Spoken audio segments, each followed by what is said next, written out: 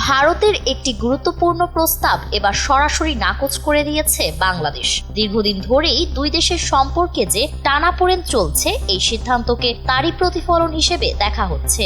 আঞ্চলিক উত্তেজনার প্রেক্ষাপটে উত্তর পূর্ব ভারতের রাজ্যগুলোতে মোবাইল ইন্টারনেট সংযোগ শক্তিশালী করতে বাংলাদেশের ভূখণ্ড ব্যবহার করে ব্যান্ডউইথ ট্রানজিট সুবিধা চেয়েছিল ভারত। তবে সেই আবেদন প্রত্যাখ্যান করেছে Bangladesh telecommunication regulatory commission BTRC. ভারতের প্রভাবশালী দৈনিক আনন্দবাজার পত্রিকার খবরে বলা হয়েছে, বাংলাদেশের অন্তর্বর্তী সরকারের সিদ্ধান্ত অনুযায়ী এই ট্রানজিট সুবিধা আর দেওয়া হচ্ছে না। ব্যান্ডউইথ বলতে ইন্টারনেট প্রতি সেকেন্ডে কত তথ্য আদান প্রদান করা যায় সেই সক্ষমতাকেই বোঝায়। ইন্টারনেটের গতি ও মান নির্ধারণে এর ভূমিকা গুরুত্বপূর্ণ।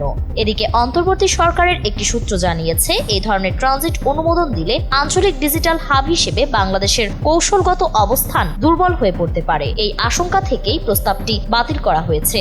এ বিষয়ে গত 1 ডিসেম্বর বিটিআরসি একটি নির্দেশনাও জারি করেছে।